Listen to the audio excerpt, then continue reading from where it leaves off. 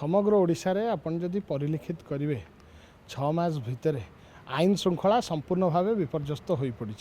जो भाव रास्त लुट हो राहजानी हो गत काली जदि आपण मैंने अनुध्यान करेंगे अनुशीलन करेंगे ताल आपण जापर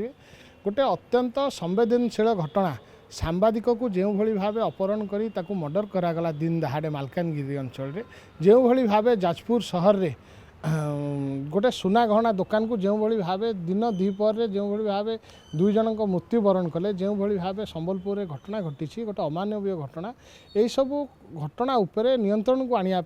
राज्य सरकार पाखे कौन ठोस पदक्षेप नहीं आईन श्रृंखला समग्र ओडिशा रे संपूर्ण भाव विपर्यस्त किंतु दुखर विषय राज्य सरकार से कौन पदक्षेप ग्रहण करना गत काली जितेबाला मुख्यमंत्री धर्मशाला गस्त करते सेठू 10 किलोमीटर दूर में दुई जन प्राण हानि घटी टिके तिले मात्र शोक प्रकाश कले ये अत्यंत भावे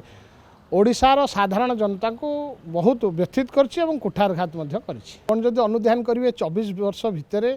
केते वेजिटेबल प्रोडक्शन आगुरी जो भाई जी मेट्रिक टन प्रोडक्शन होता आज 4 गुण ताहा बहुगुणित हो 4 गुण वृद्धि पाई यहाँ जदि जलसेचित ठीक न हो पारि था ताहले कथा केबे संभवपर हो न जलसेचित आहुरी व्यापक हवार आवश्यकता रही नवीन बाबू सरकार रे माइनर इरिगेशन लिफ्ट इरिगेशन माध्यम रे बहुत चाष जमी जलसेचित होती आपण मैंने देखिए गोटे समय चाउल बड़का राज्य चाउल नथिला हाहाकार थिला समग्र ओडिशा रे किंतु आज समग्र भारत वर्ष रे लार्जेस्ट पैडी प्रोक्योरमेंट होची समग्र ओडिशा रे जहाँ संभवपर होती अधिका मात्रा चाष जमी जलसेचित होइथिबारु ए कथाटी संभवपर हो पारे। सरकार केवल कथा कही शिखिचंती खाली तांकर गोटे चिंता जे आमे पूर्व सरकार को गाली दबू दोषारोप करूँ किंतु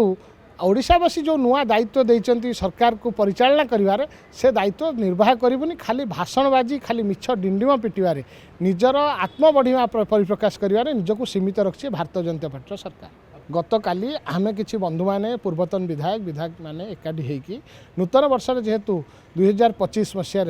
बिजु जनता दल सभापति को देखा करनथिलु गोटे औपचारिक भावे नवीन बाबू को भेटिलु और आगामी दिन में केमती बिजु जनता दल आहरी अधिक व्यापक भाव ओडिशावासी स्वर उत्तोलन कर से विषय आलोचना कर दल को अधिका केमती संगठित कर शक्तिशाली